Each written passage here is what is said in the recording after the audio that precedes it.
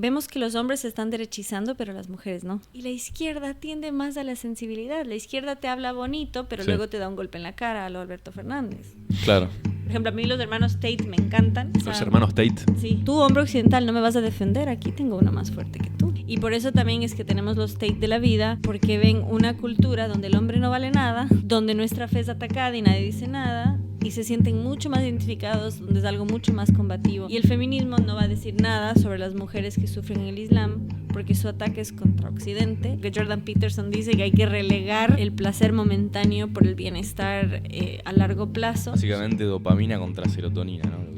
Es básicamente barroco. La dopamina Porque no hay espacios para que los hombres hablen sus problemas. O sea, no caer en ese victimismo, pero tampoco ignorar los problemas de salud existe el mental. gimnasio igual. Eso. Bienvenidos a Barroco Tertulia. Estamos acá en el Ágora Studios, como siempre, junto a mi amigo Augusto. ¿Cómo estás, amigo? Buenas, todo bien, todo bien. Y también hoy nos acompaña Mamela, una mujer de ultra extrema derecha. Muchas gracias por venir, bienvenida. Muchas gracias y cuidado que no me caiga del precipicio por estar tan al extremo. No, sabés que yo no sabía bien cómo presentarte, porque vi que hiciste un montón de cosas, sos profesora de historia, escribís artículos en medios online también, participás de conferencias y muchos te conocen también por tu presencia en la batalla cultural, digamos, en redes sobre todo. Y sabés que quiero contar algo gracioso que nosotros nos cruzamos hace un año, el 19 de noviembre, ¿no? En el contexto de que Milei haya ganado las elecciones acá en Argentina. Y nos encontraste justo a nosotros dos haciendo flexiones en el obelisco. Sí. Es muy bizarro, pero vos te acercaste y me dijiste algo así como la izquierda dice que si haces ejercicio sos gordofóbico, una cosa así me dijiste, ¿no? Sí, dicen que los medios masivos que hacer deportes de extrema derecha y los vi ahí tan enérgicos celebrando y a la par la gente limpiando todo, o sea, era como... Sí, nosotros los contagiamos para limpiar. Bien, Sí. bien, pero es que es parte de, ¿no? O sea, Sí. lo ético y lo estético, el cuidado del cuerpo, de la sociedad, de las calles. Sí, Sí. son cosas bien todas un poco juntas en el Sí. mismo paquete, digamos. Tiene mucho que ver con este programa que estamos haciendo, ¿no? Ahora que lo empezamos hace un par de meses nomás, pero tiene mucho que ver con todo lo que acabas de decir, el programa, va de eso, como relacionar ciertas cosas, ¿no? Cuando hablamos de batalla cultural y eso, como que le damos bastante bola a todo lo que pasa a nivel político, no es que lo dejamos de lado, pero nos concentramos en quizás cosas que sentimos que se están dejando de lado más elementales y tienen que ver con cosas como qué comes, hacer ejercicio, ¿no? Cosas del estilo de vida, si te destruyen la capacidad de atención por el uso de pantalla, ¿no? Todo ese tipo de cosas tratamos de poner énfasis en eso, ¿no? En ese tipo de temas en este programa. Claro, como que son cosas que a veces por ser muy personales, muy básicas, pasan por debajo del radar, pero al fin y al cabo son como importantes para, si querés centrarte en hacer cambios grandes, tenés que centrarte en ese tipo de cosas primero, ¿no? En los cambios físicos o mentales. Sí, también tiene que ver Todo ese tipo de cosas. con valores, ¿no? Nosotros tenemos esta especie de concepto que le decimos barroco simplemente porque nos gusta cómo suena, en realidad no hay mucha vuelta, pero lo relacionamos con como la búsqueda del bien, la búsqueda de la virtud, de lo bello y demás, y todo ese tipo de cosas, como valores absolutos. Y es como una especie de eso, como una especie de vuelta al sentido común. Y Sí, de hecho, yo me pongo esta diadema que estoy puesta para reivindicar Occidente. muy bien. Lo helénico, lo romano, SPQR, o sea, llevarlo como ese concepto que somos la continuidad, porque a Dios gracias ya estamos saliendo de esa mentalidad pobrista, pero sentimos que estamos del otro lado del mundo, países pobres, y no sabemos que somos la continuidad de grandes imperios, ¿no? Entonces lo uso por lo estético, por lo ético, pero también por lo que representa. Claro, lo simbólico. Y comparto, de hecho, antes de venir subí una historia haciendo pecho en el gimnasio. Y entonces yo, digamos, estoy popularizando la consigna que la batalla es cultural, física y espiritual. Ok, bien. Y entonces, de hecho, recién la diputada María Celeste Ponce nos invitó y yo llevé un postre keto. y poco a poco como que a la gente no le gustaba mucho la idea, pero ahora lo buscan, o sea, como que dicen, a ver, ¿cuál es el postre saludable? Okay. Y es parte de eso, o sea, porque se habla de la libertad, pero quizás no en su profundidad, y luego de la pandemia me parece súper importante plantear o sea, ser libres de la industria farmacéutica, o sea, de la integralidad del ser humano, o sea, que no somos solo mente, somos también cuerpo y espíritu. Entonces, cuando los vi haciendo flexiones de pecho, fue mucho más de lo que ustedes pueden creer. Yo pensé que decía... Fue como tú una manifestación, entonces. Claro. Y Sí, ya no pero había hecho medio que lo ningún- es, porque es algo muy raro para hacer en público. Es No, algo pues raro, está pero es como bien. era una forma como de festejar. Sí, no sé cuál era la intención No realmente. tengo idea. Creo que no dijimos nada, creo que lo hicimos simplemente. Sí, me parece que estábamos... Es algo que nosotros haríamos. Creo que estábamos compitiendo a ver quién... Ok, puede Yo ser. la cagué antes. me Yo y parece, los pero- barrocos, ¿cuándo? Sí, sí. No, pero ese día yo la estaba pasando muy mal, yo estaba muy nervioso. Ahora seguro voy a agregar una foto de cómo está ese día, porque posta tenía muchos nervios, pero pensaba que todo iba a salir mal, ¿no?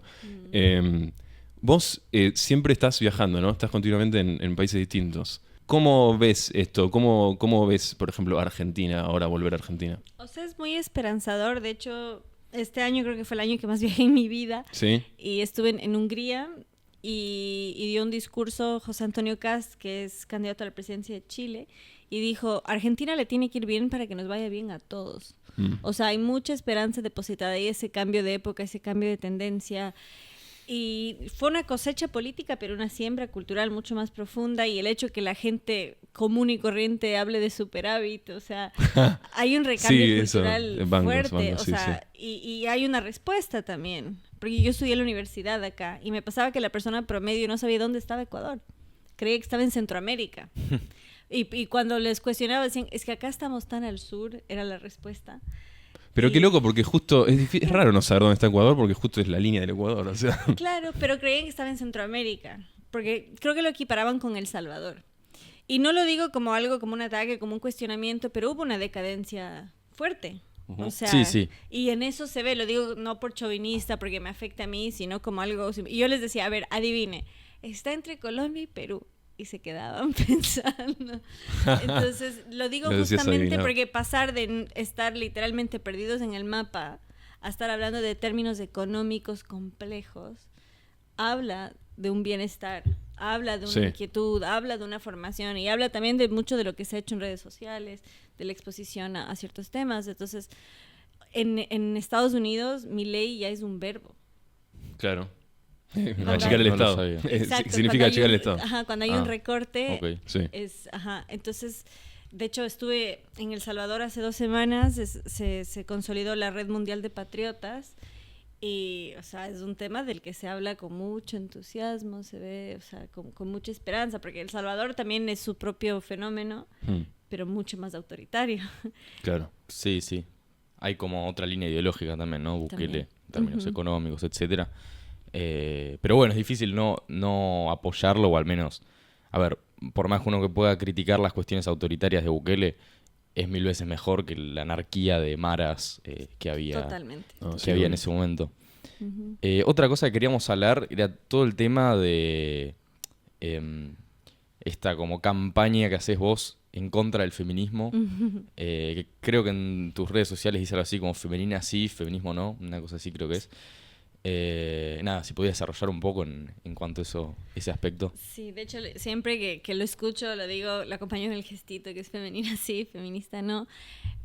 Sobre todo porque parte de la idea de ser propositivo, no solo reaccionario. Y digo, no solo porque está bien ser reaccionario, pero no limitarse a ser reaccionario. Y además abanderarnos nosotros de la causa de la mujer, porque el feminismo es enemigo de la mujer, del hombre, de la humanidad, de la vida, de Claro, la historia. no es solamente es criticar, Ujú. sino reivindicar otras cosas, ¿no? Exacto, Sí. y partir de la idea de que estar en contra del feminismo no es estar contra la mujer, al contrario, es estar Claro. a favor de la mujer y creer que ser mujer está bien, porque si trazamos el génesis del feminismo a la Revolución Francesa, vamos a encontrar personajes como Madame Roland, que terminó decapitada, y decía que ser mujer es algo que debe ser superado. O sea, lo que mucha gente no sabe es que el feminismo de primera ola no estaba en contra del hombre, estaba en contra de la mujer, porque creía que la mujer era algo deficiente y defectuoso y tomaba al hombre como el estándar. Entonces, al reivindicar la feminidad, se reivindica a la mujer, y mi modesto aporte en la batalla cultural es tanto la historia como la lengua, porque soy profe de ambas cosas. Entonces, intento ir a la raíz y desde el privilegio de ser mujer, no porque sea más, sino porque el hombre está muy censurado en la actualidad y sobre todo hablar de estas cosas. De hecho, muchos de los nuestros, entre comillas, cuestiono el feminismo desde la segunda ola, no desde la primera. Primero, Claro. porque tiene un costo político fuerte, y segundo, porque quizás tendemos mucho al conocimiento, tanto en el ejercicio también, lo que sería focalizado o funcional y no integral, volviendo al concepto anterior. Entonces, como la gente o los intelectuales se tienden a especializar en temas, no van a la raíz. Entonces, por ejemplo, si no estuvieron, el Viva la Derecha Fest que hicimos en octubre fue muy divertido y es la antesala de lo que será mi libro. Yo mencioné que feminismo radical se lo toma como algo aislado y violento, pero radical viene de raíz. Entonces, justamente hacer entender que mientras más violento, más fiel a su raíz. Claro, Pero sí. también ahí como que podés correr el foco, ¿no? Si se quiere criticar más las formas que las ideas, se corre el foco y pensás como, no, pero en realidad tipo tienen causas nobles y está bien las cosas que piensan, pero se van de mambo nada más. Pero vos criticás más de base, como, no, eso está mal, pero por las ideas, por lo que están defendiendo, lo que piensan. Claro, yo vengo a desmontar ese mito. Claro. Y también desmontar no solo el mito, sino desde los hechos, desde la evidencia. De hecho, en el Viva la Derecha Fest entré con la canción Zombie de Cranberries, porque como estamos en esa transición que decían, se acabó la cumbia villera, empezó el rock and roll. Sí. Consolidamos un poco ese concepto y hubo mucho rock. Y usé la canción de Cranberries porque esa canción se escribe en el 93, cuando hubo un atentado del Ejército Revolucionario Irlandés, para justamente dejar en claro, el primer atentado suicida, el primer atentado terrorista, no fueron de las guerrillas, sino que fueron de las sufragistas. Entonces, saber que ese supuesto noble feminismo era el más violento de todos. Y entonces, partí de ahí. Sí, no fue algo ocasional, digamos. No. Las sufragistas tenían métodos violentos como una cuestión bastante frecuente. Sí. Pero incluso con eso hay varias personas que cuestionan como esta idea, porque desde el feminismo proponen esta lectura histórica de las tres olas del feminismo, como siendo la primera el sufragismo, la segunda de los 60s hasta los 90s, creo, y bueno, la tercera de los 90s en adelante. Y hay gente que propone ideas distintas. Por ejemplo, hay una serie de un canal que se llama Seno con X. Sí, súper sexy Seno, ¿no? Ah, sí. Serie de videos que se llama Cómo el feminismo nos robó la igualdad, donde dice que realmente todo lo que son las sufragistas hacia atrás no son feministas, como que realmente si uno ve las doctrinas, las ideas que tenían eran muy distintas. Entonces dice, el verdadero feminismo inicia a partir de los años 60, Simone de Beauvoir, el mayo francés, todo ese tipo de cosas. Y aún así, aunque no eran feministas, tampoco es que sean muy defendibles en muchas cosas, porque de hecho las sufragistas se oponían al sufragio universal, entre otras cosas. Digamos, querían que voten las mujeres, pero no los pobres. Entonces, eso por un lado, y después, no sé, está otra lectura histórica, por ejemplo, que es la que tiene Agustín Laje, que también dice, ok, hay tres olas, pero para él son distintas. Para él la primera es esto, desde el Renacimiento hasta mediados del siglo XIX, y bueno, una segunda ola en la Unión Soviética y una tercera que la tercera ola, para lo que Agustín Laje considera la tercera ola, integra lo que el feminismo llama segunda y tercera ola, digamos, de los 60 para adelante, eso sería la tercera ola. Y realmente si uno lo ve, lo que para Laje son segunda y tercera ola, es decir, el feminismo de la Unión Soviética y el feminismo de los 60 en adelante, son una misma cosa. Esto no es algo que aclare Laje, pero es algo que yo noté. Son una misma cosa porque ambas parten de una base marxista, básicamente de lo que ya hablamos en este programa, de la idea de lucha de clases extrapolado al sexo, digamos, a la lucha entre el hombre y la mujer. Sí, a lo que siempre se refieren como marxismo cultural. Claro. Y que en realidad ese primer feminismo no tiene que ver mucho con lo que conocemos históricamente con el feminismo, porque de hecho estos primeros autores por ahí del Renacimiento, etcétera, nunca se llamaron a sí mismos feministas, las sufragistas tampoco lo hacían. Entonces va un poco en esta línea de decir, porque hay mucha gente que cree, bueno, el feminismo era bueno y por ahí en la tercera ola se desvió. Y eso es una mentira, porque realmente todas esas cosas buenas lo consiguieron otros grupos, y de hecho es tan fácil como ver que no sé, gente como Eva Perón, por ahí mediados del siglo XX, ya decía, las feministas son unas resentidas y por eso son feministas. Entonces, Y en ese feas. momento, claro, entonces en ese momento ya estaba esa idea, digamos, no pensemos que toda esa cuestión del sufragio femenino es un mérito del feminismo, porque la realidad es que no lo es. Era un poco esa la idea. No, y es importante, de hecho hay un discurso, y con las diferencias que podemos tener tanto con Eva como Juan Domingo, Claro, sí. el discurso antifeminista de Eva Perón es impresionante. O sea, hay muchos puntos en común, otros no tanto, porque hay que ver también qué buscaban con el voto, que era buscar la lealtad al general, y que la mano que mece la cuna sea la mano que siembre la lealtad por el general. Yo soy, en eso, con Agustín, yo tengo un punto de partida distinto, pero yo soy más medievalista. Ok. Entonces yo no soy muy reivindicadora del Renacimiento y mucho menos de la Revolución Francesa. Y de hecho soy muy reivindicadora de la reina Isabel la Católica, y la reina Isabel la Católica fue educada por Beatriz Galindo, que era maestra universitaria en la Edad Media, porque la Edad Media termina con la conquista de América. Entonces me parece una lectura un poco más protestantizada en cuanto a justo ese quiebre histórico del siglo XVI, que no lo cuestiono como figura ni como momento, sino porque todos somos al final hijos de la revolución. Y creo que es súper importante que Nicolás Márquez, de hecho lo comentamos una vez, que el feminismo de primera ola tuvo muy buena publicidad. Entonces es muy difícil entrar en ese debate. Pero algo que me gustó mucho es que en el Viva de la Derecha Fest él presenta el tema de la contrarrevolución. Y eso, si les gusta después de escuchar, recomiendo muchísimo, y si quieren les mando un ejemplar del libro Revolución contra Revolución del doctor Plinio de Olivera, y él habla de las 4 revoluciones que van muy a la par con esta que haces, y de hecho él dice que la primera revolución es no la reforma, sino que él llama revolución al protestantismo, a ese cambio de época. Y ahora en realidad estamos en la 4ª ola del feminismo, y él justo habla de la 4ª revolución, que es la naturalista, que es la que estamos viviendo ahora, que es este culto a la Pachamama, que de hecho también hasta se infiltró en la iglesia. Sí, esas cuestiones neopaganas que... Totalmente. Que es ¿Cómo? claro, ¿Qué ¿cómo sería? decís? ¿Qué sería eso? Por ejemplo, ahora, y te agradezco mucho, y Seno me parece súper interesante, no concuerdo con todo, ni No, con claro. todos, pero me parece, y además que usa como, no muestra la cara, tiene su Yo romanticismo. no conozco, no conozco. Yo solo vi esa serie de videos, no conozco tanto el canal Sí. tampoco, pero... Pero es una lectura interesante, o sea, y comparto en buena medida lo que dices. Hay que salir de la retórica que todo lo que se logró era feminista.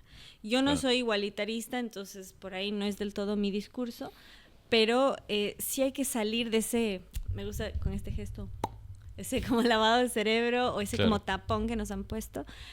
Pero bueno, ahora que estamos en la naturalista, creo que hay que entender, después de la caída del muro de Berlín, entramos en lo que se llama la era de la interseccionalidad.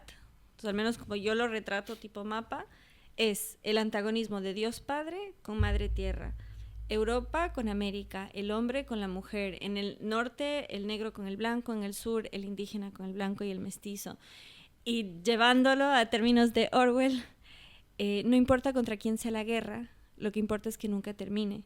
Ok. Entonces él lo plantea a través del personaje, el protagonista, que es Winston. Sí. Entonces ahí vemos eso. O sea, no hay cómo ganar. Lo que importa es siempre estar enfrentados. Entonces el feminismo actual es el interseccional, que es posterior al 2010. Vendría a ser el de la era digital. O sea, Claro. es la profundización del tercero, pero es la respuesta a esta lucha ya no de clases, sino de victimismo. Mientras más víctima, más jerarquía. Entonces un migrante trans negro Claro, va sumando musulmán puntos, digamos. es Claro, más suma víctima puntos de víctima. Puntos de víctima. que una mujer blanca Yo heterosexual. una vez había encontrado una imagen que hablaba de este tema de la interseccionalidad, que eran como varias líneas, y bueno, tenías eso, ¿no? Blanco, negro, hombre, mujer, qué sé yo, y también, no sé, decía angloparlante o que tiene el inglés como segundo idioma, etcétera. Y si uno se ponía a analizar todas, o sea, la única gente que tenía todas esas cosas, digamos, esas características de opresión juntas eran básicamente hombres ricos, jóvenes de Inglaterra. O sea, era un grupo minúsculo de, no sé, menos de 100.000 personas en todo el mundo. Y el resto tenemos como alguna, de alguna u otra forma, Sí, tenemos algo un de tipo eso. de opresión, claro. Y de O grupo... sea, todos somos minorías. Claro, y de grupo totalmente oprimido tenía que ser una aborigen, wichi, lesbiana, eh, de transexual, lo que sea. ¿Entendés? Que es algo que muy probablemente no exista. Entonces, eso te lleva a que, claro, todo el mundo es opresor y oprimido al mismo tiempo. Entonces, digamos, a cualquiera se lo puede censurar y señalar como, vos sos un opresor, y cualquiera se puede hacer la víctima de, yo soy un oprimido. Entonces es totalmente subjetivo, digamos, al final no significa nada. Porque así como se lo puede hacer a través del sexo, puede ser a través de la raza o la nacionalidad, lo que sea. Y más Entonces, considerando que se puede identificar como quiera. Sí, Claro, sí. exactamente. Vos podrías ser esa primera mujer wichi trans. Claro. pero vos, esto es como la principal característica para vos entonces, ¿no? Del de hoy en día. Sí, o sea, es más o menos donde se concentra y tal como dices, o sea, el tema es que unos grupos adjudican otros logros, pero ya llegamos a un punto que hasta una feminista como J.K. Rowling, la autora de Harry Potter, porque sí. ella es feminista, Sí. pero es feminista trans excluyente. Entonces ella, y es curioso porque a nosotros nos llaman quemadores de libros y ahora están quemando los libros de J.K. Rowling, y ahora J.K. Rowling firma sus libros con seudónimo de hombre. Entonces está volviendo a la era victoriana que tanto cuesta. Pará, ¿por qué está haciendo eso? Por la persecución, porque Ah. ella se atrevió a decir... Pero es como tipo pelea de inválidos, ¿no? No, o sea, en serio. Es que ella se volvió casi una heroína de este lado, entre comillas, porque se atrevió a decir que Sí. las personas que menstruan se llaman mujeres. Claro. Es un montón, es de Por decir ultraderecha. que el- Claro. ¿Quién era? Creo que era Chesterton que decía que en algún momento habría que desenvainar una espada para afirmar que el pasto es verde. Tal cual. Es una cosa más o menos así. Sí. Y él decía que en el tiempo de... ¿Cómo es? Donde hay adoración animal, hay sacrificio humano.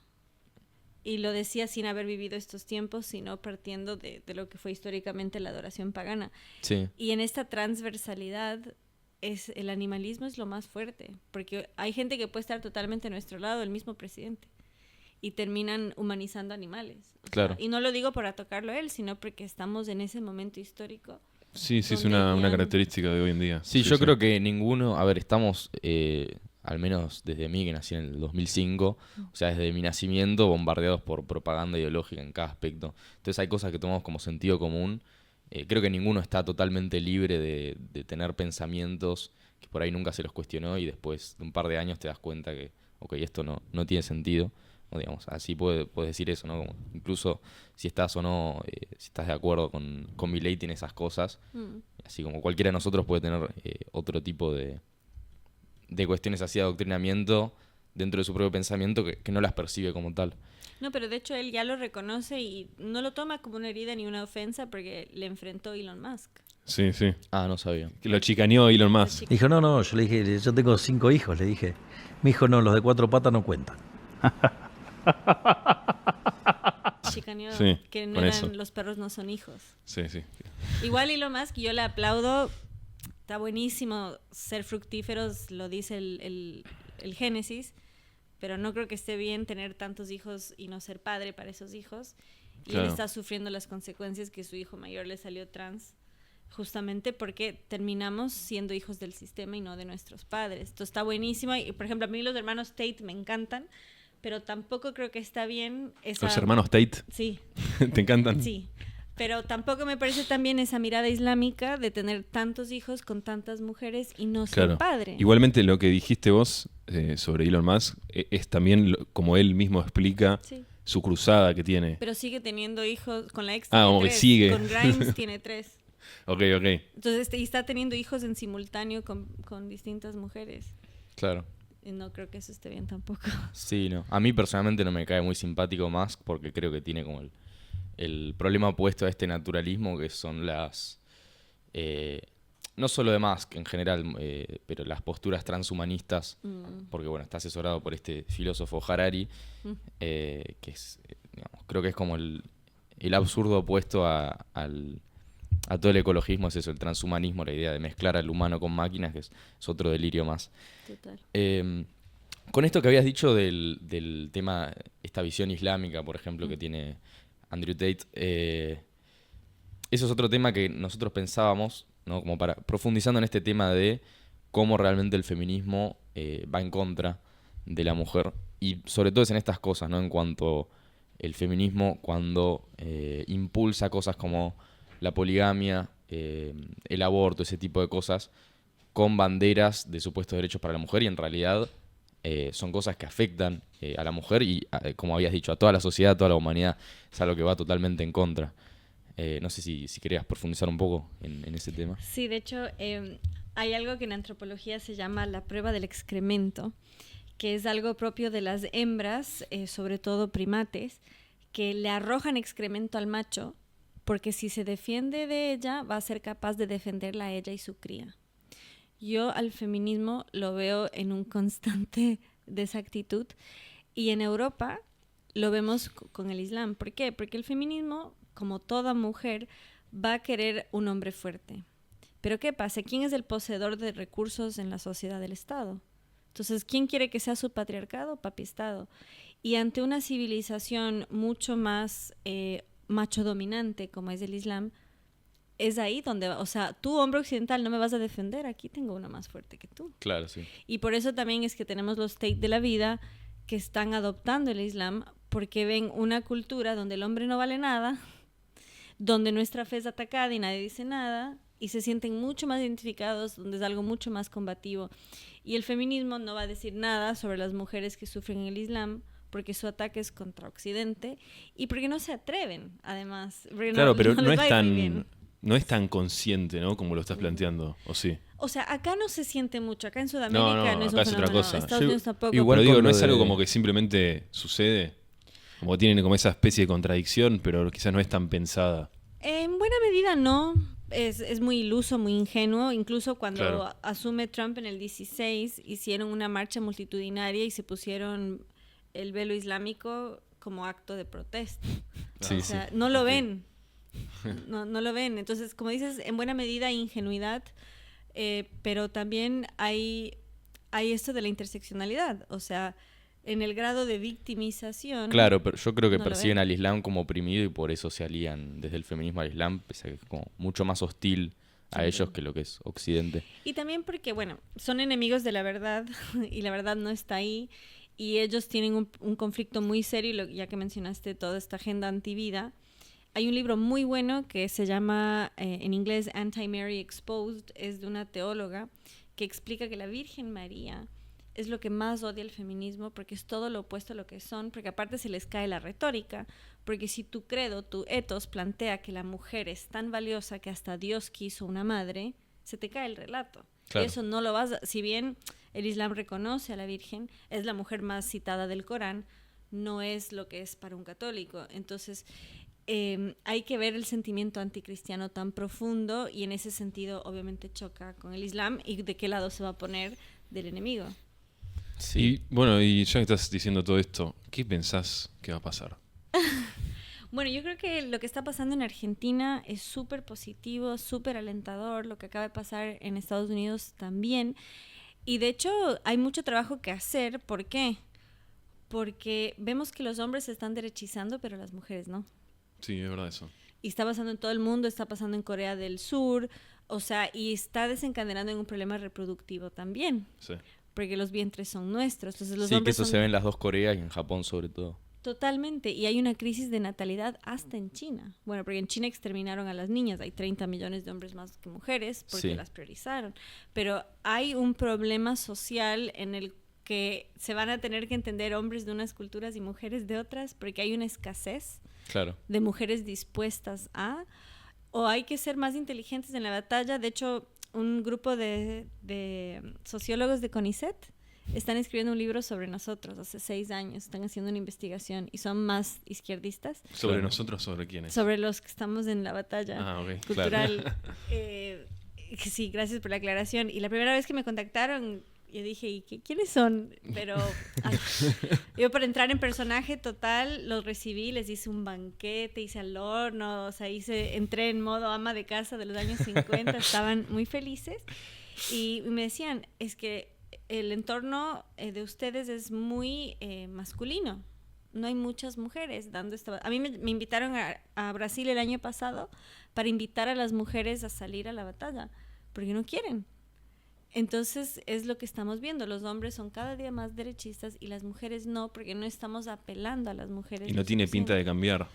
Yo creo que sí, o sea, lo que pasó en Argentina no se pudo haber logrado sin el voto femenino, porque las Obvio, mujeres sí, somos sí. más, ¿no? Sí, es una cuestión de Estadística. números ya, sí. Sí, pero ¿qué pasa? Por ejemplo, en Estados Unidos, donde el voto es optativo, literalmente una convocatoria al voto masculino de hombres blancos. Salgan a votar. O sea, su vida depende de eso, literal. Entonces, tenemos que ser más atractivos Bueno, para eso fue las que mujeres. votaron por primera vez los Amish, Sí, ¿viste? En Estados Unidos. Sí. De hecho, se ganó gracias a ellos en buena medida porque hubo 180,000 votos más para Trump, que fueron los que definieron la elección en Pensilvania, y Pensilvania define. Claro, sí, que Y es uno de eran los los swing Amish. states. Ajá. Sí. Volviendo un poco Sí. al tema de antes de la poligamia, no me Sí. refería únicamente al Islam, digamos, Ajá. a la poligamia así del Islam ingresando a Europa, sino también las ideas que propone el progresismo de poliamor y todos esos inventos absurdos que no tienen una justificación religiosa, pero igualmente van en esa dirección como una especie de, entre comillas, liberación sexual, ¿no? Y que realmente si uno ve si comparamos las sociedades polígamas con las monógamas, se reemplaza la institución del matrimonio por la del harem. Entonces, la mujer pasa de ser un individuo, que eso es algo que hablamos en el capítulo de Oscar, ¿no? Que él hablaba de que lo más central del cristianismo de Occidente era la institución del matrimonio porque igualaba, digamos, que es algo que existe... la institución del matrimonio cristiano es algo que existe solo en Occidente y que igualaba al hombre y la mujer, y que de ahí se derivaban el Estado de Derecho, los derechos individuales, etc. En cambio, en la poligamia se terminan formando los harems, y al final la mujer termina siendo un objeto de cambio entre los hombres, o termina siendo eso, como Andrew Tate, un hombre con muchas mujeres, y termina siendo, al final, es como que las feministas buscan eso y es algo que va en contra de las mujeres. Y en un sentido muy similar, pasando al tema del aborto, que eso es algo que yo supongo que vos también encarás desde el punto del cristianismo, pero a ver, va en contra de las mujeres por el hecho de que, bueno, lo que habías dicho, está muy bueno el dato que dijiste de China, que creo que ocurre también en India, que la principal causa de abortos es porque son mujeres. Entonces está eso por un lado, y bueno, después... si uno se pone a analizar, por ejemplo, acá en Argentina, el aborto fue impulsado por un montón de corporaciones, Planned Parenthood, Casa Fusa, etc. Entonces hay claramente ciertos intereses económicos. Si lo llevamos más a nivel geopolítico, estratégico, hay una cuestión de que hace poco yo descubrí cuando murió Henry Kissinger, que él había hecho estos documentos en los que decía, bueno, impulsemos el aborto, destruyamos la natalidad de Sudamérica porque nos conviene para los intereses de Estados Unidos, que eso es algo que se vio mucho. De hecho, bueno, otro halago que le podemos hacer al gobierno de Perón fue el rol que tuvo en la conferencia de población de Bucarest en su momento, que hizo que, digamos, primero Argentina y luego el resto de Sudamérica se oponga a la promoción del aborto y la reducción de la natalidad en el tercer mundo. Que eso es algo que, bueno, finalmente se llegó a imponer el aborto en el 2018 acá, pero se logró retrasar bastante en su momento. Sí, de hecho se resistió hasta el 2020. Sí, en el 2018 no fue que lo... Sí, pero yo estuve en Es el verdad, 2018 es verdad. y dimos la guerra. Muchas gracias. Y hay un libro muy bueno, se llama Ending Discrimination in the Womb, terminar con la discriminación en el vientre, que explica el caso de la India. Se estima que para el año 2035 faltarán 150 millones de mujeres exterminadas en el vientre y al momento faltan 200 millones.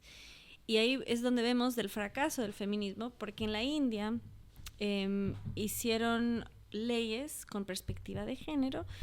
Y en Netflix sacaron el documental, se llama Mártires del Matrimonio, por cómo las falsas denuncias resultaban en suicidios, no solo de los falsamente acusados, sino también de sus madres, hermanas y prometidas, esposas. O sea, cómo los hombres falsamente acusados no solo lastiman al hombre, sino también a la mujer. Y respecto a lo de la poligamia, hay un libro muy bueno que no sé si está en español, en inglés se llama Marriage and Civilization, Matrimonio y Civilización, y explica cómo el matrimonio nos humaniza. Más que igualar el hombre y la mujer, el matrimonio surge como institución para proteger a la mujer y los hijos. Y ciertamente, como dices, o sea, bueno, creo que es Age of Empires, ¿no? Yo no soy muy gamer, pero me ha pasado que cuando hablo del tema me dicen, eso sale en tal juego. Y yo, ok, bueno. Los genízaros. Sí. ¿Eso es de Age of Empires o no? No sé. Sí, No recuerdo, pero hay distintas civilizaciones. O League of Legends, no sé.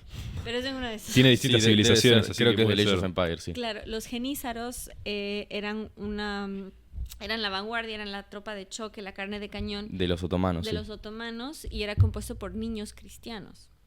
Entonces, en el Imperio Otomano no había la figura de la esposa ni la reina, sino que iban por pueblos, sobre todo el este de Europa, mujeres blancas, europeas, cristianas, y formaban parte de su harén para que sus hijos no sean hermanos entre sí, los emires, y así no haya disputas de poder. Entonces, iban tomando a las mujeres para sus harenes y a los niños como sus tropas, y ahí es que el conde Vlad Dracul Sí. los enfrentó, y hay algo de verdad en esa leyenda, y es que los empaló y bebía de su sangre. Sí.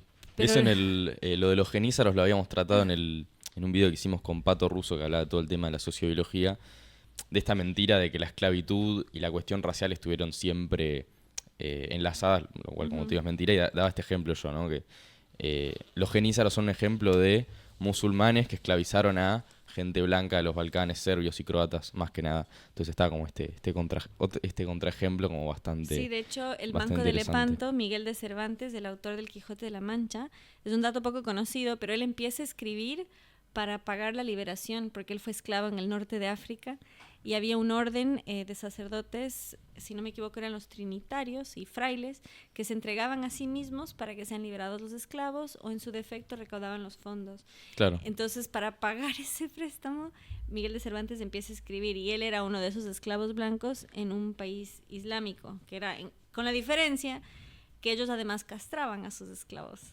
Entonces, cosa que no pasaba tanto en América. Entonces, ciertamente hay que hacer más conciencia, nos falta mucho marketing para apelar al público femenino, porque a nosotros nos daña más que a nadie la poligamia. O sea, perdemos por donde quiera, porque además nosotros vivimos la sexualidad y el amor de forma muy distinta. Somos mucho más románticas, y me incluyo en el combo, porque yo soy Susanita, creerán que soy Mafalda, pero salvo el tema que tiene con los pobres, yo sí tengo vocación de servicio. Pero a mí yo soy Susanita, salvo ese detalle. O sea, vos decís que les pega muchísimo más. Totalmente. Pero te lo venden de una forma que es como exactamente lo contrario. Como que es súper liberador, súper Total, empoderante. acaba de salir esta chica que tuvo sexo con 100 chicos en 24 horas, y luego la crisis que le produjo. Ok. Sí, es una chica de OnlyFans, creo, y rompió en llanto porque dijo, o sea, era abrumador, pero igual ahora va a hacerlo con 1000 supuestamente. Sí. Está bien. Y Tristan Tate, el hermano cristiano, pidió que recen por ella, y que alguno de los chicos que se aliste en la fila le lleve una Biblia y le hable de Dios y le intente evangelizar. O sea, y muy curioso porque han sido tan demonizados esos hermanos, no creerías eso de él, pero, o sea, me pareció... Yo, de hecho, lo tengo en mi tweet fijo en Twitter, porque creo que es lo que hay que hacer, porque es muy fácil criticarla y menospreciarla, pero justamente lo que necesita es que alguien le diga... le hable del bien, porque claramente está en el camino equivocado, y está glorificando estas actitudes. O sea, acabo de merendar con un amigo que vive en Miami, y me dijo, no sabes cómo el hombre es tratado en Miami por la cultura OnlyFans. O sea, hay edificios enteros en Brickell, lo más, digamos, ostentoso, de chicas que viven de OnlyFans y solo salen con tipos por plata. Entonces los hombres se han convertido en cajeros automáticos. Entonces... y no está bien. Al final, esas chicas algún día van a querer sentar cabeza y van a tener ese prontuario, ¿no? Entonces, eso es parte del cortoplacismo que estamos viendo, de los placeres inmediatos, de todo lo que Jordan Peterson dice, que hay que relegar el placer momentáneo por el bienestar a largo plazo. pero... Sí, básicamente es eso. Sí. En Es resumen, básicamente dopamina contra serotonina, ¿no? Lo que decía sí. Es Juan, básicamente barroco. la dopamina inmediata contra la serotonina a largo plazo. Sí. Sí. Y eso lo hace más difícil también, justamente dar la batalla cultural, porque uno estando tan preso de todo ese tipo de placeres, la plata, el sexo, lo que sea, es como más fácil ser tentado por todas esas cosas. Entonces estamos como en una posición de desventaja, como partimos desde ahí. Sí. Eh, De hecho, perdón, hay sí. un documental muy corto, no sé si califica como documental, de la Universidad de Austin, yo lo uso mucho en charlas, se llama La economía del sexo. Y está hecho con dibujitos animados y todo con cifras, estadísticas, números, de cómo la sobreoferta de sexo baja la demanda de compromiso.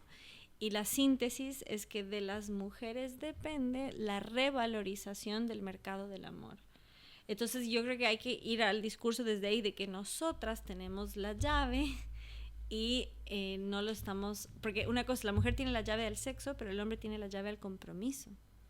Porque nosotros decimos, ok, ahora quiero, pero él dice, ok, ya estoy listo. Claro. Y de eso no se habla lo suficiente y del poder que nosotros tenemos sobre el hombre tampoco. Entonces no digo sobre como, el sometido, porque tampoco caer en esto que hay también una respuesta al feminismo que es un victimismo masculino que tampoco creo que es constructivo. Por ejemplo, de Esther Vilar. Sí. ¿Viste el libro El varón varón domado? Hay algunas cosas que... No, sí, hay algunas veces que puedes decir algunos datos y suena como victimismo, Sí. sin que vos lo estés intentando decir de esa forma, ¿viste? Me disculpo. No, pero aún así, mi forma de verlo, todo lo que estás diciendo, es como tipo hombres y mujeres débiles en realidad. Porque, viste, vos decís, hacen esto como si... O sea, hay un grupo de personas que hace ese tipo de cosas, que caen en eso, ¿no? Como lo que dijiste de OnlyFans. Pero no quiere decir que todas las personas, viste, hagan eso. Pero lo que sí siento es que hubo una especie de ventana de Orton, donde se va como ablandando y se van como normalizando ese tipo de cosas. Y vos decís, ¿por qué esto de repente es normal? ¿Viste? Es súper decadente. Pero bueno, también es un poco eso, ¿no? Se buscan ese tipo de justificaciones, ¿no? Sí, de hecho, hay varios movimientos. Están MGTOW, Men Go Their Own Way. Y hay una pequeña corriente que no se ha popularizado mucho, que es de la androfilia, que terminan tan enajenados de la mujer que terminan entre hombres, pero como no son afeminados, no son gays, sino que aman a otros hombres. Entonces apelan a las raíces griegas de andro y filia, amor por el hombre. Pero sabes que igual esas cosas que vos estás diciendo, que obvio que existen y capaz que tipo aparecieron más los últimos años, ¿no? Como una respuesta, obvio. Pero siento que son como muy pequeños nichos. No siento que ninguna de esas cosas tipo termine calando. Yo creo que es igual, tienen patas cortas. Es igual de nefasto que el feminismo. El tema es que el feminismo tiene mucha más plata por detrás. Sí, exactamente, mucho más el primer recursos. capítulo. Sí. O sea, yo creo que es positivo que hayan estos espacios para hombres. De hecho, ¿Cómo? muchísimo. Eso no. Se llama King's Community en Instagram. Está buenísimo. O sea, sobre todo para hombres que tienen depresión. Ok. Porque no hay espacios para que los hombres hablen sus problemas. O sea, no caer en ese victimismo, pero tampoco ignorar pero los problemas de existe salud el mental. gimnasio igual. Eso, y hacer flexiones en el obelisco. De acuerdo. No necesitas nada más. Sí, de acuerdo que la serotonina que decías vos. Nada más tenés que dejar de usar un poco la pantallita y ir al gimnasio. Sí, ayuda bastante, pero, o sea, el feminismo dice que lucha para que los hombres puedan llorar, pero son las primeras que te mandan a callar porque no útero, no opinión. Entonces sí creo que es importante que el hombre tenga espacios de diálogo sin caer en el victimismo. ¿Por qué? Porque no le ayuda. O sea, el hombre tiene un espíritu de lucha, de objetivos, y le hace bien tener una meta, no estar todo el día llorando y la víctima, ¿no? No hace bien, es caer en lo mismo, pero del otro lado. O sea que tenés que agarrar la pala. Sí. Nada más. Sí. Es eso. Un crack fijap, si nos escuchan, un saludo. Él ya probó mis tortas keto también. Qué grande. Bueno, vos sabés que la charla en realidad se dio más o menos como yo había pensado, pero volviendo más como a tipo cambios culturales en la actualidad. Vos dijiste esto, una especie de separación, como algo que pasa entre los hombres, pero en las mujeres no tanto.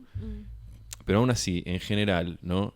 En Occidente, quizás podemos hablar más más lo que conocemos de América y no tanto de Europa. Porque hay algunas cosas como el feminismo, viste, que ves que pisan más fuerte en algunos lugares que en otros. No sé, sí. por decir en España, ¿no? Puf. Nada que ver, viste. Y Sí. sentís que acá, que no sé si se terminó, no sé si ya no existe, pero pareciera como que ya no existe. Viste, yo no sé si estoy muy en cámara de eco, pero pareciera como que falleció. Bueno, se debilitó bastantísimo. O Sí. sea, lo que ya no se Necesitaban el ve Estado. es el activismo en las calles. Bueno, el fenómeno de Alberto Fernández, ese La cabra. papelón, Y lo la de- cabra. lo del ¿Cómo? No, que le dicen que es la cabra de Goat porque tipo destruyó todo de adentro. Sí, sí. Es una mente maestra. Demos gracias. Sí. Pero están pasando... Lo que pasa es que como nuestras El que constituciones... terminó el patriarcado fajando a la mujer. Pero el tema es que lo que está pasando es ahora el activismo judicial. Lo que están Ok, haciendo sí. es actuando a través de las cortes. Acá en Argentina, Dios gracias, hay una pausa. Pero a nivel Pero- regional y mundial... O sea, Eso es lo peor, ¿no? Eso fue el peor exceso. Tipo, que se fueron de mambo con eso. claro, o sea, acá hay un... Consecuencias por eso reales. es tan importante lo que está pasando acá, porque la primera cosecha política ya fue dada y se puso en jaque y en pausa el feminismo, pero a nivel regional y, bueno, en la madre patria está complicadísimo. Entonces, más bien da mucha fuerza para saber que se puede derrotar. De hecho, cuando se revocó Roe v. Wade en Estados Unidos después de casi 50 años, o sea, Sí. tanto Estados Unidos como Argentina están liderando mucho en Sí. ese sentido y somos muy agradecidos porque nos da fuerza, pero en otros países, o sea, ahora está el caso Beatriz en El Salvador, porque El Salvador es el país de toda América que más restringe el aborto. O sea, no lo acepta en ningún caso, pero ningún caso. Ok. Entonces quieren usarlo para llevarlo a la Corte Interamericana de Derechos Humanos con un caso falso. ¿Y quién es el único o el juez más activista? Zaffaroni. No. Qué raro. Entonces, eso hay que tomarlo en cuenta. O sea, Argentina está en un momento de apogeo, pero produjo muchos monstruos y ese es uno de ellos. Entonces, estamos también, y hay que cuidar eso, porque en político está el efecto péndulo, que cae por su propio peso. O sea, podemos destacar todo lo bueno que ha hecho esta gestión y lo que hemos hecho nosotros en el aspecto cultural, pero hay que reconocer que también gana en buena medida Milei como reacción en contra de lo que ya fue. No, bueno, también hay una realidad que es, bueno, nosotros tipo pasamos todas nuestras vidas con inflación y bueno, como que mucho de la batalla pasa más por ese lado, ¿no? Obvio. Tampoco es que todos de repente se volvieron conservadores ni nada, Claro. no. Pero aún así yo por eso te quería preguntar, si vos ves que hay como un resurgimiento, porque algo se ve, ¿viste? Como un resurgimiento de valores más conservadores. Sí, estuve En en el general. CIPAC la semana pasada, fue impresionante. Claro. O sea, Sí, y el hecho de poder, no solo poder, sino, o sea, yo vi no voy a decir nombres, pero vi a grandes exponentes hablar bien, pero todo lo que era enfocado en la verdad estremecía al público. O sea, cuando alguien decía, por ejemplo, el Gordo Dan, sí. que por ahí es un personaje más lúdico, en el CIPAC se puso su traje y fue un señor Claro, y fue sí, sí. impresionante. Y ver a los jóvenes estremecidos por decir que un hombre es hombre, una mujer es mujer y la vida empieza en la concepción, cuando dijeron que la vida empieza en la concepción, o sea, y eso es algo que era inimaginable que estremezca un auditorio hace meses o hace años. Entonces, la gente tiene sed de verdad, la gente Sí. tiene sed de decir la verdad sin ser perseguida. Pero también con un montón de cosas muy de sentido común, me parece que también durante un momento te vendieron que nadie pensaba como vos, ¿viste? Como que vos estabas re loco, ¿viste? Sí. Vos eras un conspiranoico que Sí. pensaba esas cosas y estabas solo. Y como que me parece que también pasa un poco eso, como que se sacó un velo y se demuestra que en realidad no, ¿viste? Hay un grupo de personas que quizás tenían otras ideas y con el Estado, ¿viste? Con mucha plata te hacían creer que todo el mundo creía eso, ¿no? No solo el Entonces- Estado, los medios, todo Sí, grupo sí, de sí, todo, poder. todo. Claro. De hecho, hubo una lista negra, no sé si vieron, sí. Sí, hace un par de años, ¿o no? Tuve el honor Hace- de estar. Ah, ¿cuál es esa lista negra? ¿Cómo se llamaba? Vos me decís que ese... ¿No era Reacción Conservadora, algo Sí. así? Habían puesto a gente como Márquez, Laje, etcétera. Sí, sí. Y no sé si había datos demasiado personales, pero era una cosa un poco tendiente a la Gestapo, ¿viste? muy muy No, cuestionable. porque me acuerdo que hay uno de los videos, sacando de lado el video ese que Milei grita afuera, el video más viral de Milei en el mundo, es el que habla de eso también. Y me da risa porque ese lo subtitulé yo, ¿viste? O sea, yo lo subtitulé y hice que se viralice por algunas cuentas de Twitter y terminó apareciendo en todos lados. Tipo, lo puso Ben Shapiro, todos. O sea, mi video, tipo, escrito por mí, mis subtítulos así nomás. Fue muy gracioso eso. Y me acuerdo que hablaba de ese tema justo, que estaba en el programa de Canosa. Qué bien, es que en la era digital la capacidad de viralización uno ni se imagina, o sea, y bueno, y eso de hecho lo dijo, yo no lo seguía, honestamente, al Gordo Dan, para mí fue más o menos una sorpresa, y no por quitarle mérito, al contrario, yo quizás soy la que estoy un poco desconectada a pesar de estar inmersa, porque decía que era un arma de destrucción masiva el teléfono. No, es que fue increíble lo que pasó. Y tardó bastante en pasar, ¿viste? Es como que en realidad el teléfono está hace bastante, no es que lo inventaron ayer, ¿viste? Pero bueno, no sé, algo que se fue dando. En la campaña. Por ejemplo, lo que está pasando El este gasto. año, lo que está pasando sobre todo este año en Argentina, Sí. con los medios tradicionales, es algo fabuloso. Es lo mejor. Esto de tipo dejar de creerle a la tele, es No, increíble. yo escribo para un Gateway Pundit, un medio de Estados Unidos, sacó su edición en español, Sí. y yo traduzco las notas, y hoy traduje una nota que decía que más gente ve el canal de la comida, The Food Channel, que CNN. Banco. O sea, no es solo acá, es un fenómeno mundial que la gente ya no le cree a las noticias. Y de hecho no me acuerdo qué orador lo dijo en el CPAC. Antes uno iba a Twitter para ver noticias. Ahora las noticias sacan tweets. Claro, ¿cómo es eso? Las noticias. O sea, ahora ves el noticiero Es y verdad, dicen sí. quién tuiteó qué. Sí, es verdad, ponen Twitter, lo sacan todo de Twitter. Sí, Entonces se es verdad. cambió la dinámica a tal punto que las redes te muestran lo que está pasando y el noticiero quedó Sí, para yo las en Mabeles. ese las Mabeles. Yo en ese sentido tengo como bastante... tengo optimismo en general, pero en ese sentido me da como mucho optimismo el pensar que hay ciertas cosas que bueno, con el paso del tiempo se van cayendo y la gente como que se deja, digamos, adoctrinar menos, porque se vuelven medio obvias ciertas cosas cuando se le saca el monopolio, ¿viste?, de la verdad a unos medios, ¿viste? Mm. Yo igual soy un poco más escéptico. Vas de Barroco Tertulia. Bueno. No, porque... Andate a Caroco Podcast. No, tampoco hay que olvidarse que las redes sociales tienen dueños y esos dueños tienen intereses. O sea, está el ejemplo más claro es cuando el Twitter con el anterior dueño, no me acuerdo quién era, censuró al presidente de Estados Unidos. Y Lo varios cual es otros. increíble. Sí. Obviamente está menos monopolizada el discurso. O sea, nosotros no podríamos estar haciendo esto si no. Pero hay ciertos sesgos, ciertas limitaciones. Entonces, es verdad, es una mejora, obviamente, a que esté todo centralizado en C5N, La Nación Más, etcétera. De hecho, ustedes dicen ABORTO. Yo en mi canal no lo digo, porque es una de las primeras palabras que te censuran. Claro, bueno, Bueno, por ahí hay que censurarla. pasa que igual este canal ni siquiera está monetizado todavía. Así Bueno, les dejo como tip. Sí, igual a veces tratamos de no censurar podemos poner cosas, feminismo en el colgamos. título tampoco, ¿viste? Claro. A veces también le molesta eso, porque es obvio que vas a decir algo polémico, ¿viste? Si estás diciendo esa palabra. Pasó con el tiempo. Pero está bien en que YouTube. equilibren el optimismo y el escepticismo, porque el optimismo es lo que nos hace ir adelante y el escepticismo es lo que nos hace cuidar la retaguardia. Claro. No, yo estoy full optimista igual. Pero aún así siento que las cosas que estamos hablando o sea, no es una batalla ganada, ¿no? O sea, ¿qué sigue después de esto? También pienso mucho en eso. Bueno, eso es lo que dijimos y les agradezco y es algo que me ha hecho recapacitar. De hecho, si nos ve, es una figura que está surgiendo, Sandra Broncín, es mitad brasilera, mitad argentina. Y, o sea, yo que defiendo la feminidad, pero ella lo lleva a un nivel tan lindo, habla con una suavidad, pero eso es otra cosa. Para quienes lo hacemos desde una óptica de fe, sabemos que somos la iglesia militante, somos una milicia, pero para quienes lo llevan desde lo más abstracto, más amplio, es batalla. Y una batalla necesita flancos, ¿no? Claro. Y no todos vamos a ser el siguiente influencer. O sea, por ejemplo, Agustín Laje como divulgador es fantástico, como investigador es genial, pero no todos van a ser el siguiente Laje, ni tienen por qué aspirar a serlo, sino Sí, ser el sí. siguiente sí mismo.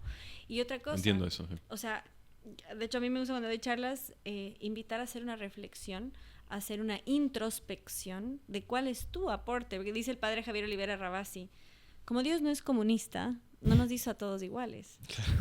Y eso Sí. hay que tenerlo bien presente. O sea, por ejemplo, tu optimismo, tu escepticismo es un complemento maravilloso y eso hay que saberlo llevar adelante. ¿Por qué? Porque el optimista es el que nos da ánimo y el escéptico dice, hey, psst, ahí viene el enemigo. Entonces, ¿Qué tenemos que hacer ahora? Lo digo Ah. porque Sandra justamente habla de la importancia de llegar a las mujeres y ella desde su testimonio, pero es otra cosa, hay referentes que no son académicos, pero son testimoniales. Y los testimonios llegan más al corazón y no por eso son menos. Ok, sí. Porque hay divulgadores que solo hacen chistes o hacen broma. Por ejemplo, un Danan, que es más de la calle que de los libros. Claro. O sea, y no por eso se le resta mérito, al contrario. Es Claro, más pero son así. como distintas formas de llegar. Exacto, pero el testimonio llega al corazón y eso es súper importante. Y como nuestra tendencia es más masculina, es más lógica, Mm. y no por decir que la mujer es ilógica, pero la mujer tiende a la sensibilidad. Y la izquierda tiende más a la sensibilidad. La izquierda te habla bonito, pero Sí. luego te da un golpe en la cara a lo Alberto Fernández. Claro.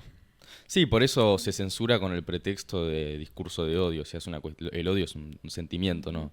Pero sí nos No falta tiene eso, mucho porque qué sentido. datos no relato, no me importan tus sentimientos. Eso te gana una escucha masculina, pero Sí. no tenemos el público femenino. Y de hecho, es verdad. hace poco me acordé también que justo en el 2018 el Frente de Todos, digamos, todos los que querían aprobar el aborto, no querían que se muestre un video de un aborto en el Congreso, No. porque claramente eso tiene un impacto emocional que te tira todo abajo, porque la gente que lo apoya es claramente porque no entiende, digamos, no conoce lo que es, no entiende las implicaciones morales. Visualizarlo también es algo que te cambia mucho la perspectiva. Pero bueno, es eso, es desde un montón de puntos se lo puede atacar, desde la cuestión emocional, racional.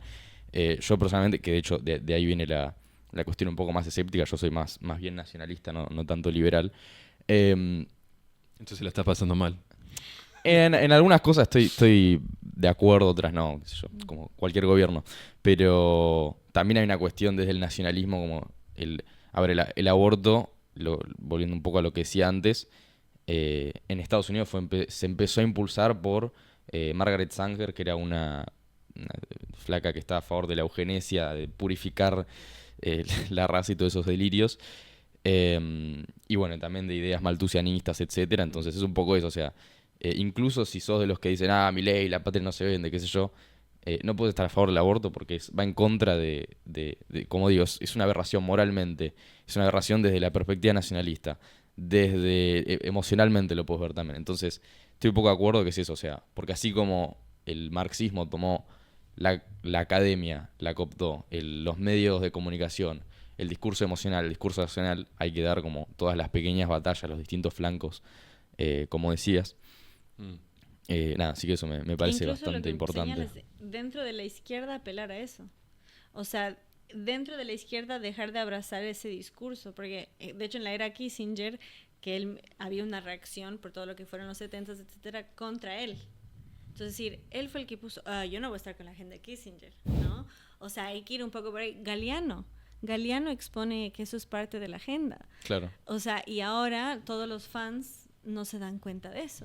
Entonces tenemos que estar más formados, y de hecho le pasó un jaque mate a Jordan Peterson, que le dijo a Zizek, que habla así con las Zizek, Sí. que no ha leído a Marx, ¿no? Le dice, criticas tanto a Marx, pero no lo has leído. Entonces, ¿qué pasa? ¿Para quién dijo eso? Zizek.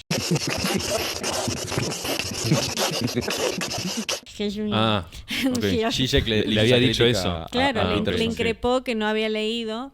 Y también, o sea, como digo, no todos nos va a dar toda la vida para todo, ¿no? Y de hecho tuvimos un debate de si marxismo cultural o no, y yo cité 5 libros con página de todo el elemento cultural de Marx que lo negaban porque solo han leído el manifiesto. Entonces tiene manuscritos de economía, la ideología alemana, donde hay digamos, frases antifamilia. Dice que el germen de la división del trabajo nace en la familia, o sea, pero no todos vamos a Sí, leer una de biblioteca hecho, entera, pero hay que cito estar. esto del Aje porque Sí. leí hace poco el libro, un poco para preparar este programa también. Ujú. Citaba un escrito de Engels donde asociaba, claro, Sí. la familia al capitalismo. Sí.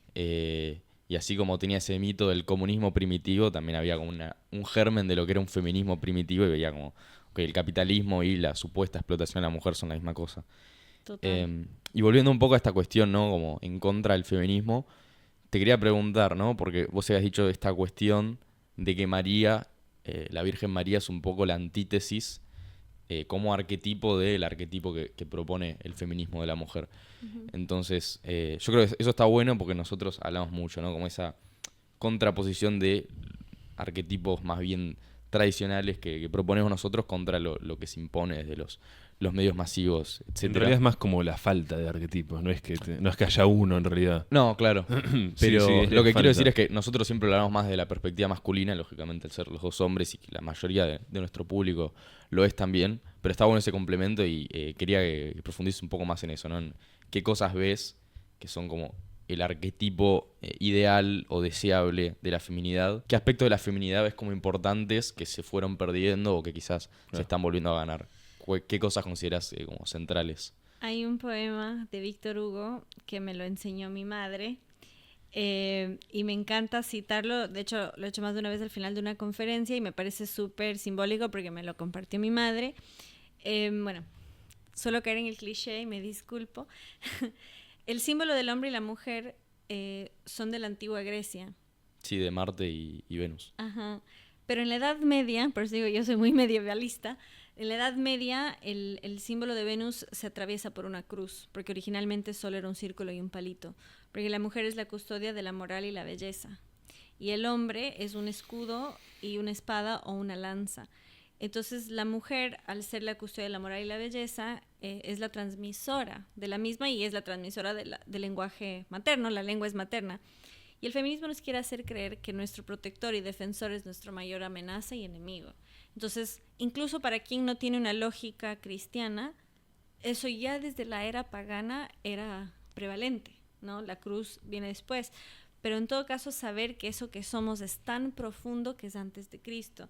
Y nuevamente vinculándonos a nuestras raíces, digamos, de los antiguos imperios, que yo creo que nos da fortaleza también, o sea, saber que descansamos sobre los hombros de gigantes y que no hay que inventar el agua tibia, sino que ya existe. Y permítanme terminar con un poema. Y creo que es alusivo también porque les decía, y no porque yo sea experta, ojo, porque como yo estoy tan en la academia, a mí también me agrega rigidez. Y como al final sobrevivimos y es una batalla, te toca a veces aflorar esa parte.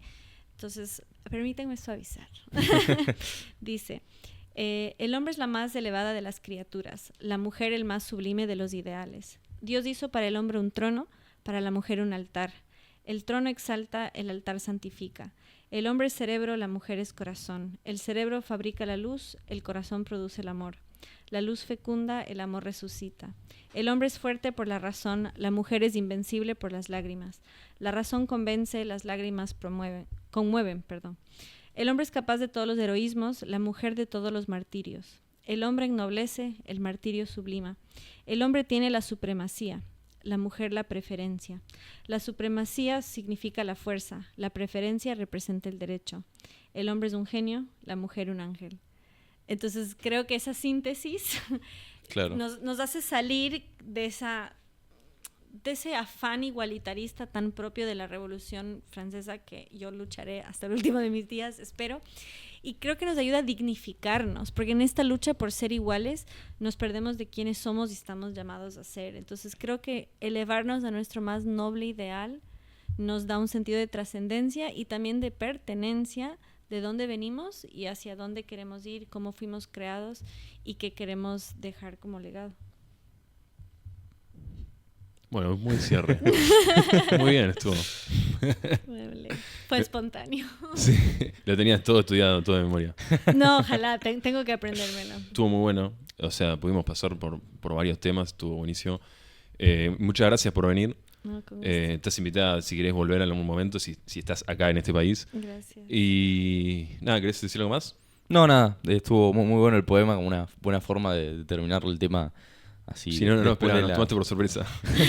Claro, sí, una forma un poco más artística, pero sí, estuvo bastante bien el programa, creo yo. Sí. Y les invito a ustedes a encarnar sus nombres. Augusto, o sea, qué más romano que eso, y Sí. Santiago Apóstol, patrono de la hispanidad. Su Bueno, mi apellido apellido es es- literalmente romano. Bueno, eso es. Así que, Y mi Bueno. apellido es León, digamos, viene de la ciudad de León, en España. Sí. De hecho, Chinda Brandolino, que la respeto muchísimo, ella sí te recita de memoria un poema de Rubén Darío, que le enfrenta a Roosevelt sobre lo que significa ser hispano. Y le dice, por eso digo, más que romano, lo tuyo hispano, porque Santiago Apóstol es patrón de la hispanidad. Y termina el poema diciendo: hay 1000 cachorros sueltos de león español. Entonces, como una reivindicación de quién es. Bueno, entonces nos despedimos por hoy y nos vemos en la próxima. Manténganse barrocos.